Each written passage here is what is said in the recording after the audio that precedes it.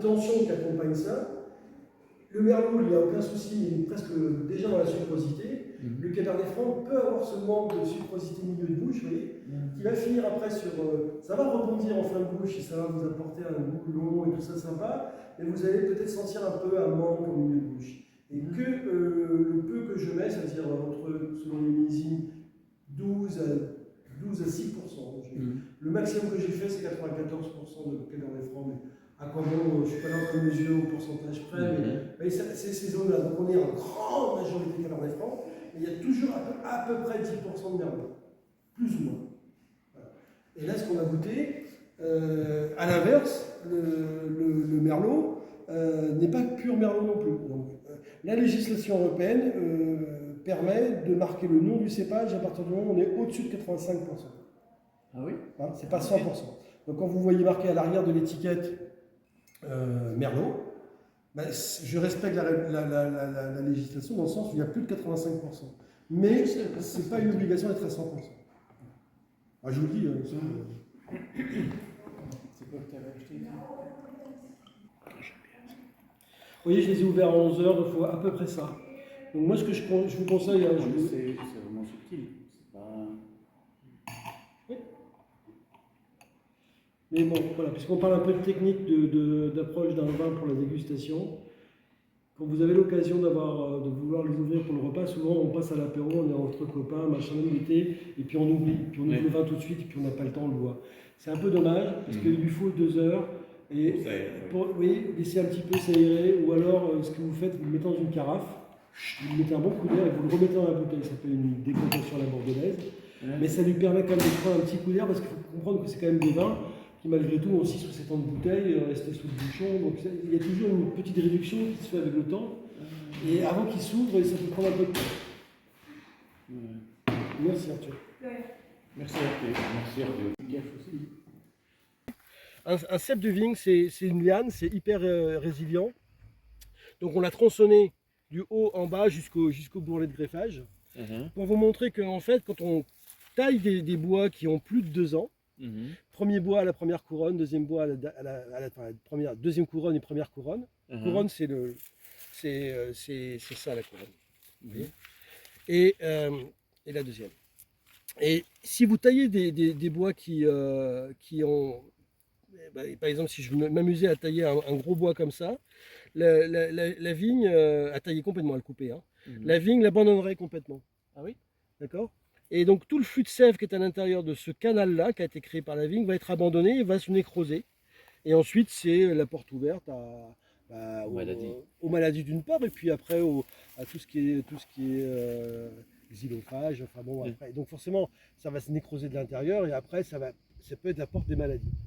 Et donc la vigne va utiliser son flux de sève, ce qu'on appelle la partie pour tous les bois, on appelle ça le cambium, et c'est juste périphérique. Et donc là ces grappes-là sont alimentées par ce côté-là du pied.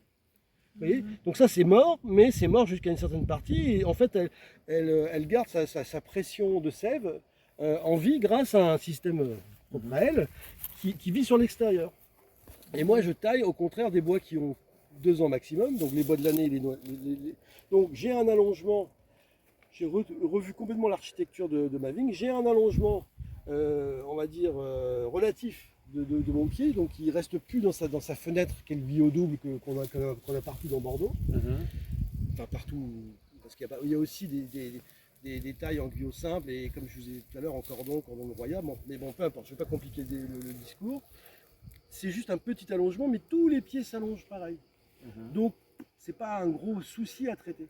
Au pire, mon fils ou celui qui héritera de cette parcelle devra arracher un pied en bout de rang un jour.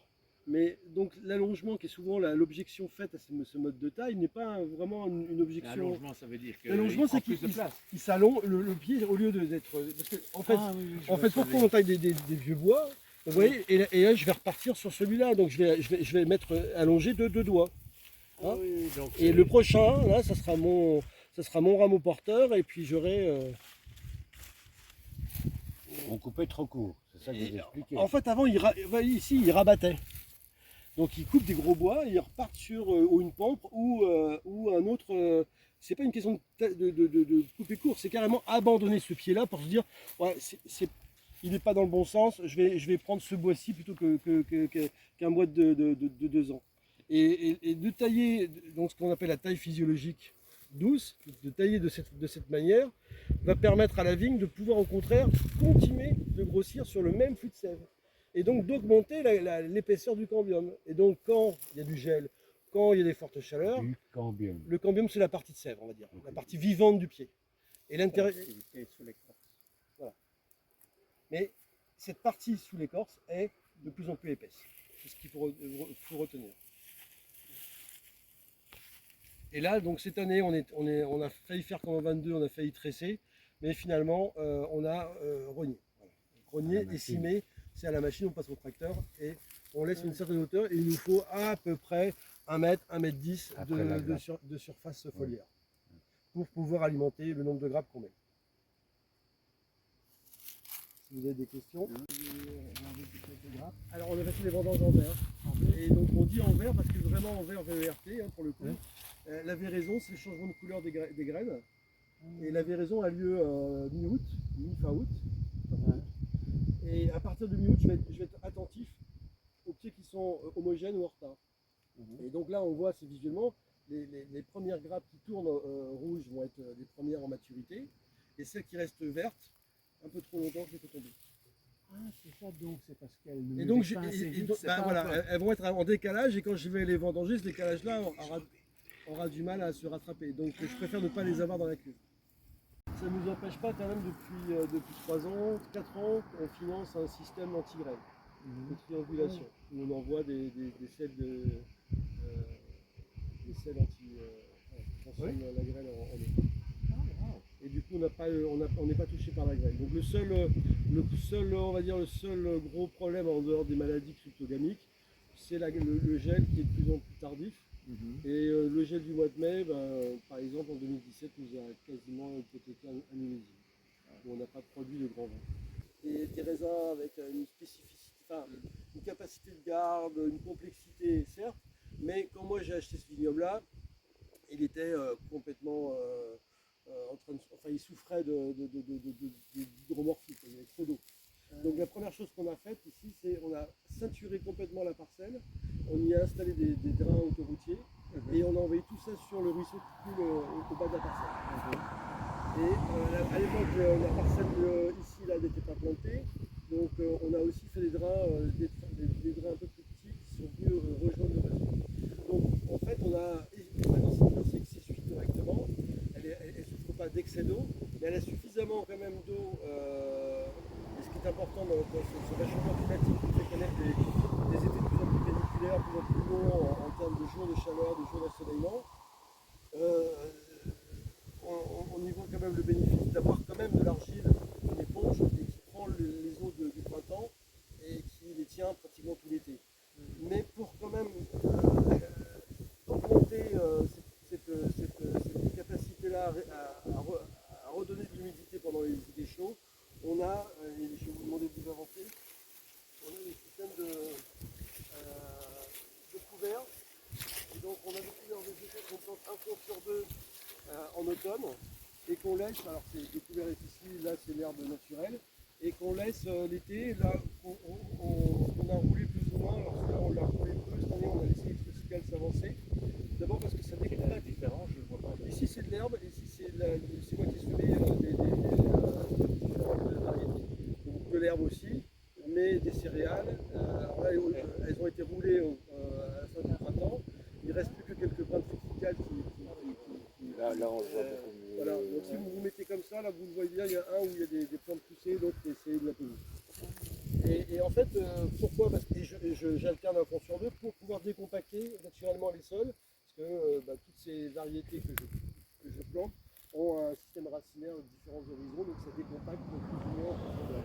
Et ensuite on les roule au printemps et à l'été, de façon à faire un petit matelas qui garde la rosée du matin et qui permet à la vigne de supporter les fonctionnaires de la journée. Et c'est les pieds qui ont quel âge en règle générale? Là, ici, on est déjà. Il y a certains pieds qui ont passé la soixantaine, mais en âge moyen du vignoble, on est autour de 40 ans.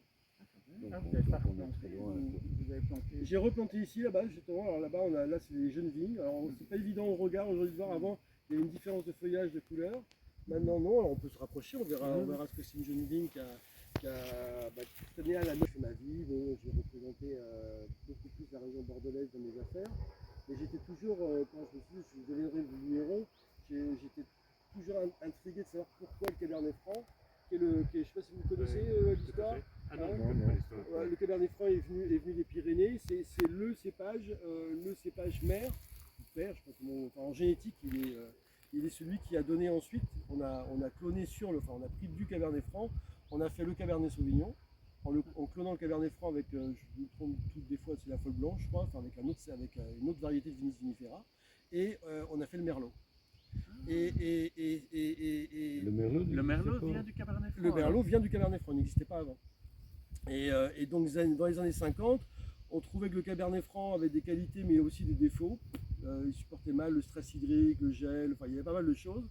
Les climats n'étaient pas top comme aujourd'hui et on a préféré planter des merlots. Et même d'ailleurs, quand on vous raconte que le Médoc c'est plutôt le Cabernet Sauvignon, oui c'est vrai sur des fonds de lits de rivière avec des très graveleux, oui il y a pas mal de Cabernet Sauvignon qui ont besoin de cette chaleur de terroir. Mais là où c'est pas le cas, des merlots ont été plantés. Et vous avez plein de margots aujourd'hui qui ont plus de 80% ou 70% de merlots. Oui, ça, Ouais. on est d'accord. Hein.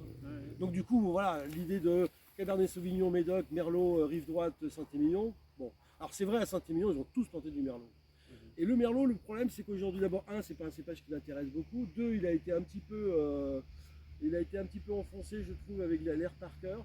Quand les vignerons d'ici ont fait des vins pour les États-Unis et surtout Robert Parker. Et le Merlot un peu confituré, un peu compoté, un peu super extrait, bodybuildé, des super Merlot. Donc, quand il est un peu, je sais pas si vous êtes d'accord avec moi, mais enfin, c'est pas très intéressant, je trouve.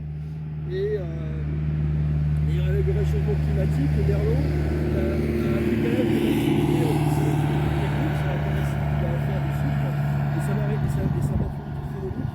C'est-à-dire sa capacité à avoir des talents de qualité, à maturité. Et avant, le Cabernet Franc, par exemple, aujourd'hui arrive pile poil à accorder les deux. Donc on reconnaît cette maturité après aux qualités du vin, mais techniquement parlant, comment ça se passe? Moi, quand je décide d'une vendange, je prends mon raisin, je le croque. Bien sûr, j'ai une analyse en tête, donc je sais à peu près à combien de sucre il a, mais ça me permet d'avoir quand le pépin est friable, quand il est un peu gaufrette, un peu marron et un peu comme ça friable, enfin friand comme une gaufrette, là c'est le temps de ramasser le vin. Et quand je le fais sur le Merlot, souvent ce côté-là, il y a trop de sucre déjà. On a trop d'alcool potentiel. Donc moi je regarde toujours plutôt un pépin un peu moins mûr sur le Merlot. Voilà. Ça veut dire que le Merlot, tu dois faire les vendanges plus tôt, c'est ça? Alors je fais les vendanges une semaine à 10 jours plus tôt. Et surtout, comme je sais que ce pépin-là n'est pas complètement mûr, je ne vais pas pousser l'extraction dans la vinif. Parce que je ne veux pas 14-15 degrés d'alcool, ça m'intéresse pas. Donc j'ai toujours des vins à 13,2, 13,5, c'est bien. Pour avoir de la finesse, de l'élégance et du toucher. Est-ce que si mes souvenirs sont bons, le cheval blanc, il est complètement Merlot, non? Non, Cheval Blanc, il y a une grande part de Cabernet Franc, on est à 45% de Cabernet Franc aussi. Non, celui que tu connais, le plus célèbre des vins de Merlot, c'est le Pomerol Pétrus. Ah oui, c'est celui-là qui est. Et lui, il a été longtemps à 100%, hein. mais pourtant je sais que chez Pétrus, ils ont planté des Cabernet Franc, ils ont fait plein d'essais. Donc, la vendange arrive ici, elle est poussée par une pompe dans les cuves. Alors je commence avec les cabernets avec les deux fonconiques qui sont à double épaisseur d'isolant. Donc le froid passe à l'intérieur de ces cuves-là, c'est hyper inerte, je peux jouer sur les températures très rapidement. Avec la pompe qui a la chaleur qui est dehors, le gros cube, je peux avoir, il est couplé avec du froid, on appelle ça du froid glycolé, c'est de l'eau qui permet de descendre les températures en dessous du zéro, donc ce qui permet de descendre très vite. Alors pourquoi? Parce que comme je vous ai expliqué, je balance les levures sur les graines, ça commence la fermentation. Dès que ça commence la fermentation, production de gaz carbonique qui protège la cuve d'oxydation, d'un effet oxydant. Donc là, parce qu'on est à chapeau ouvert, mais le gaz carbonique reste au-dessus de la cuve. par-dessus du marc qui est en train de se former au-dessus du jus, donc ça le protège.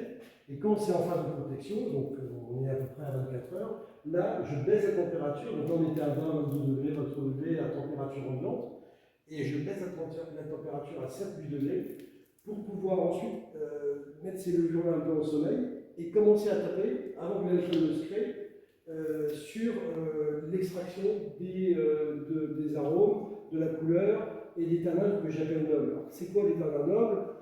C'est les tanins qui sont sous la peau, sous la pellicule. Et les tanins un peu moins nobles sont ceux qui sont autour du pépin. Et quand on est en phase alcoolique, bah, l'alcool c'est un solvant, c'est aveugle, et ça va chercher aussi l'extraction des tanins un peu moins nobles. Alors, je fais des gros remontages, quasiment 4 partiels, 4 par jour, au tout départ, à basse température. Et puis au bout de 3-4 jours, je laisse remonter température jusqu'à 24-25. Et là, donc là, c'est ce que j'appelle la phase de percolation, où on va vraiment tirer la quintessence du raisin de l'année à ce moment-là. Et après, une fois qu'on a à peu près 4-5 degrés d'alcool acquis, ça commence à devenir un solvant un peu pour moi dérangeant. J'arrête et je suis en infusion comme du thé. Je vais mouiller juste le chapeau et ça va ruisseler et puis je fais une fois par jour. Un quart de volume de cuve juste pour mouiller le chapeau. Donc, mais on a suffisamment d'inertie, enfin suffisamment de synergie de levure pour finir la fermentation complète. Et on finit la fermentation dans tous les cas de figure, j'ai toujours fini mes fermentations en une semaine après press process au max. Donc une fois que l'alcool est entièrement transformé, là je retire la partie solide, donc le chapeau, je soutire le jus, et je le mets sur lit, parce qu'il reste des lits, en macération plus ou moins longue selon le millésime. Mais j'essaie de ne pas, justement, cette partie justement de délestage se fait dans le côté je déguste vraiment tous les jours pour savoir quel degré de tanin je suis capable d'accepter. Et j'aime pas trop les tanins. Ça se ressent dans mes vins. Il y en a, on est à Bordeaux, et j'essaie d'avoir des tanins fins où je vais toucher plutôt que de la puissance du corps. Parce qu'après, ça va complètement enclencher l'autre partie où quand on aura fini la deuxième fermentation, qui est la fermentation malolactique, c'est la partie mise en barrique. Et là, on va juste jeter un petit œil sur le cliché à barrique. C'est là où on trouve qu'ensuite, il arrive avec des boîtes chaudes, des chaudes de bois un peu plus soutenues, parce qu'on a ces tanins qui sont. On a d'abord 14 ou 15 degrés d'alcool que j'ai pas, on dit 11, c'est ceux qui ont tendance à avoir ce process-là, et ils sont tentés d'avoir des barriques aussi travaillées de façon très aromatique. 5-9, on est Cabernet Franc, CF. Là, j'ai des merlots 1 que je mets dans des barils d'un an. Et puis mes merlots que je trouve de qualité un peu moindre, je les mets, et mes jeunes Cabernet Franc, je les mets dans des barils de 2 ans, voire 3 ans si y en a. Pourquoi quand il est moins bon, pourquoi on le met dans des plus vieux Parce que je ne veux pas trop les marquer, c'est pas, on ne règle pas un problème avec du maquillage. Ah ouais, ok. Voilà. Donc c'est plutôt le raisin qui décide de la qualité de barrique qu'il peut avoir. Et les Cabernet Franc, pour en avoir vraiment essayé, comme ils ont un pH autour de 3,2, 3,3 quand ils rentrent, donc un pH plutôt bas, donc des belles acidités, beaucoup d'aromatiques bien extraits, bah ça, mon tonneau vient, il goûte, on voit quel type de millésime on a en face de nous, et il nous fait des chauffes adaptés. Et là, on est sur des bois nobles, de grains très fins, qu'on sait vraiment, qui sont certifiés avec des labels. Ça donne vraiment des bois très fins, donc des élevages. Une barrique comme ça, c'est 1000 balles. Waouh! Il n'y a qu'à faire ça. Ça, on le sait tous. On sait tous qu'en concentrant un maximum, il y a même des concentrateurs à osmose, vous concentrez votre jus, vous le mettez dans du bois avec un cahier des charges auprès de votre tonnelier, lui, il est capable de reproduire une chauffe, un goût sur un tonneau, plus que vous êtes capable de reproduire ça par rapport au millésime en cours. Et vous avez déjà super concentré avec un goût, puis vous dites, à la meule, c'est quoi? C'est un demi, c'est 12, c'est. Enfin, et pourtant, c'est quand même des millésimes complètement différents, le 11, le 12 ou le 13, ou le 15. C'est des vagues qui sont plutôt élevées. Je ne sais pas si vous avez déjà rencontré ça. Oui.